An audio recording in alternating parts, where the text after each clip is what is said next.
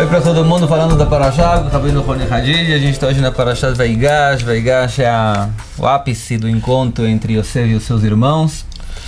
E aqui a gente encontra mais uma vez uma discussão fortíssima, né, entre Yosef e Yehudá, enquanto que Yehudá fala com Yosef e começa a explicar que história é essa. A gente teve que trazer o Binyamin até aqui ao Egito, e no final das contas você quer levar ele como escravo agora, e você perguntou, toda a história, ele revê a história, né, desde o princípio, tentando mostrar para Yosef que Yosef está procurando eles, né, está tentando enganar eles, como se fosse até de uma determinada maneira, com uma ousadia, né, uma determinada ousadia perante alguém que é um rei, o maior rei da potência mundial do mundo, Mitzrayim.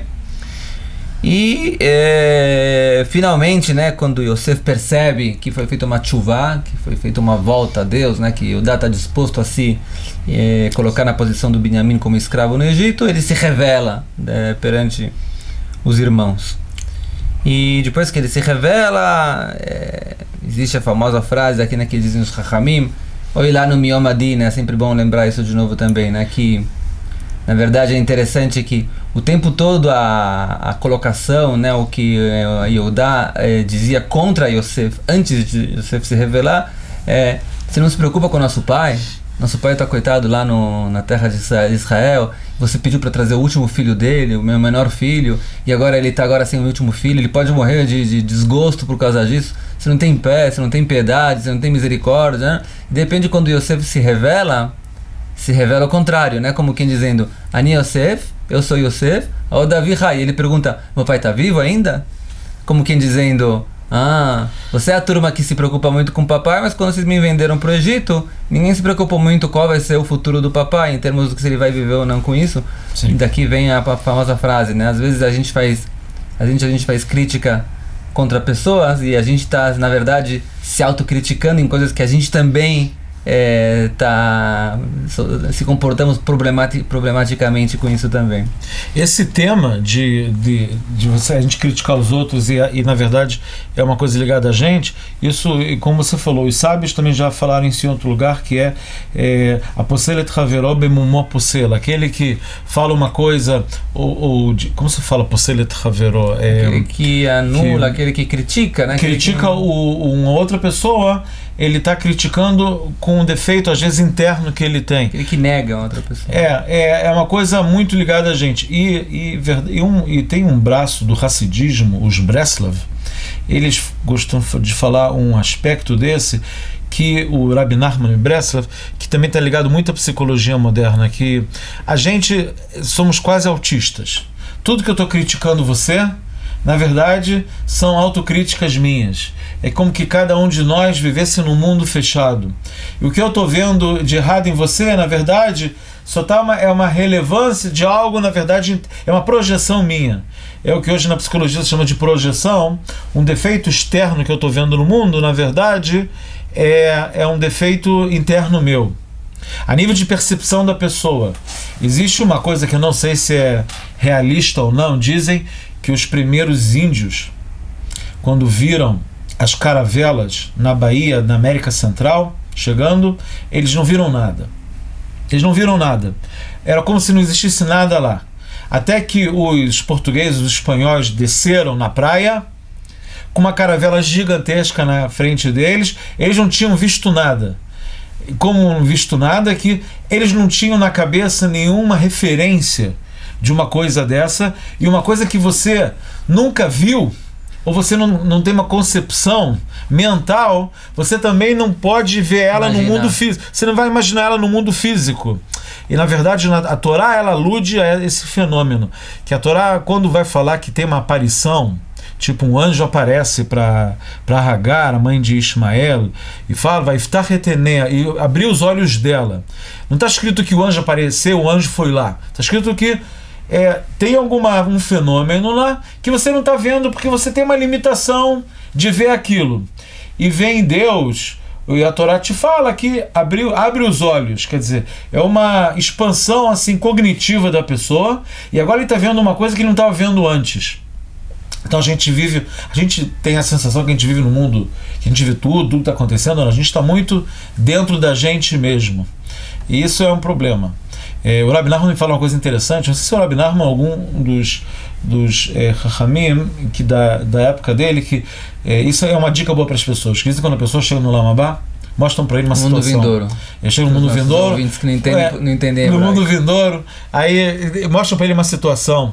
E ele vê uma situação lá e mostram. E perguntam para ele: o que você acha do que aconteceu aqui? E ele critica, ele julga o protagonista da situação.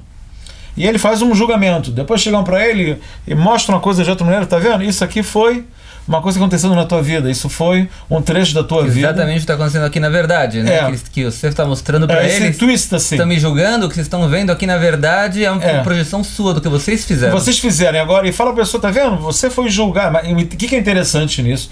O que quer dizer de fazer com as pessoas isso? Esse truquezinho de você julgar e não sabe o que você está fazendo você mesmo. Que você é julgado pelos teus critérios. Ninguém fala assim, tá vendo? Se for julgado, a gente vai julgar você pelo... Não, você vai julgar pelo... Você tem standard, você tem critérios.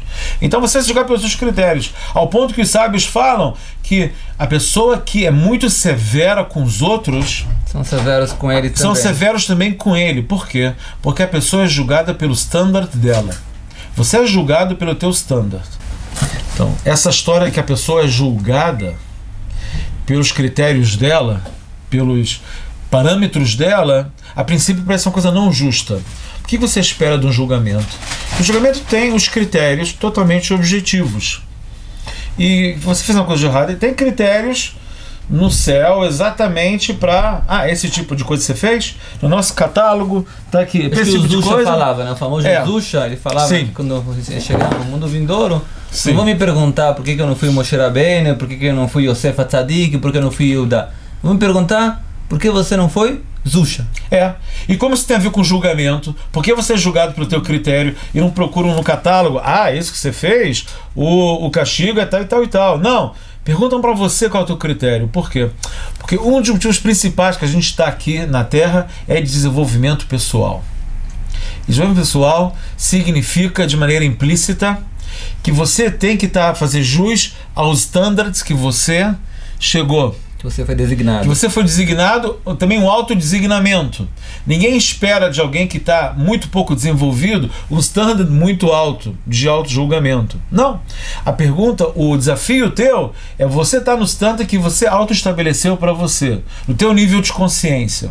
Por isso que falam que tzadikim, metachdekim, otam, que ruta seara, que os justos, eles são medidos como fio de cabelo. Às vezes a gente vê na Torá que um patriarca, alguém muito elevado, por um castigo muito pequenininho, ele recebe às vezes um castigo grande. Por quê? E outra pessoa, ele nem vai ser julgado por isso. Porque o standard dele e o nível espiritual que ele chegou e a expansão da consciência dele é tão grande que para ele isso é um hiato, é um gap muito grande. Pra gente não é, a gente nem está imaginando. Se não me engano, tem uma Gemara em Baba Metzia, né? No tratado, no Talmud de Baba Metzia, que traz sobre isso. Eu não lembro como é que a história é exatamente. Alguém que ele tinha pessoas que trabalhavam no campo dele. Sim. E ele não pagou o sahar. Ele falou, eu não vou pagar para ele o sahar. Por que você vai pagar? Porque ele está me roubando. Ele está me roubando. Se ele está me roubando, então não vou pagar. Não, na Juan, que você... Quando eles chegaram no Rav, o Rav na Gemara, ele falou, que eu não lembro que Rav ele falou para ele, não, você tem que pagar para ele. Mas eles me roubaram. Não. Pra você, essa é a lei. Ele perguntou, mas essa é a lei? Não, pra você, essa é a lei. Como que dizendo... No teu nível... Exatamente. No teu nível era isso. Aí ele recebeu o negócio que o vinho... Tinha um vinho dele que tinha estragado. Por causa disso. O vinho dele tinha estragado. E aí perguntaram, mas... E aí depois que ele mudou a cabeça, ele recebeu uma recompensa. Aí dizem, tem duas versões nisso. Ou que o vinho ficou bom, ou que o vinagre... ficou mais caro no mercado, e aí valorizou, no final foi bom para ele. Mas igual a gente está falando, é exatamente que a ideia é essa, que você é julgado pelo teu critério. É isso que se diz no Pirkei Avot, na tradução, você tem que julgar o seu próximo de maneira positiva. Mas as palavras que se usam você tem que julgar todo homem de maneira positiva, como quem dizendo, se você tentar olhar para o homem que está na tua frente como você talvez os teus standards são mais altos do que ele e você está julgando ele errado. Você tem que julgar ele como todo um só. Só uma observação que não pode fazer jeitinho brasileiro. A pessoa fala, eu vou ser julgado pelo meu standard, então eu vou abaixar o meu standard, eu vou abaixar o meu critério, eu vou facilitar, eu não quero ser julgado de maneira muito severa. Então eu também vou, mas aí você está fazendo uma coisa que também aí é uma coisa imoral para você.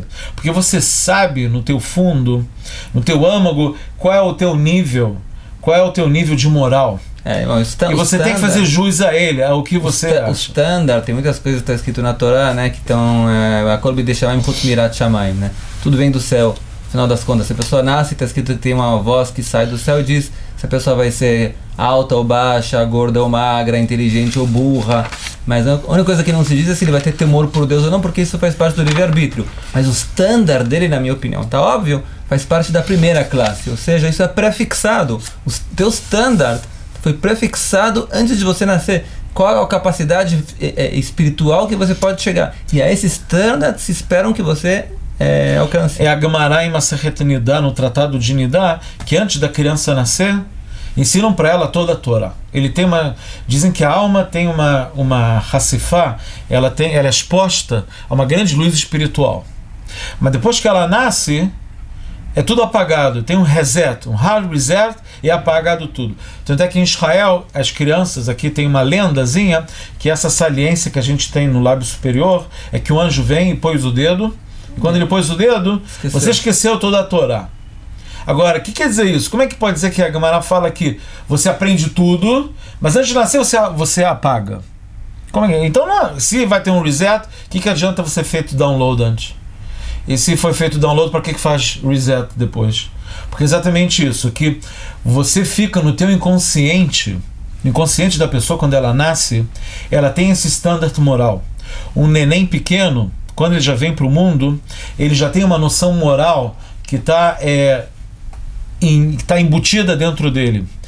Ao ponto que a gente acha que também outras culturas dizem que quando você aprende uma coisa, você não está aprendendo, você está recordando uma coisa que você já viu. E quando uma coisa faz sentido para você, uma coisa é justa para você, isso tem a ver com aquela memória tua apagada. Uau! Isso é igual aquela memória que eu aprendi antes de nascer, que dizia que essa é a noção do certo. Quer dizer, a gente já vem para o mundo pela filosofia dos sábios nossos com uma noção embutida, nata, inconsciente dentro da cabeça de certo e errado.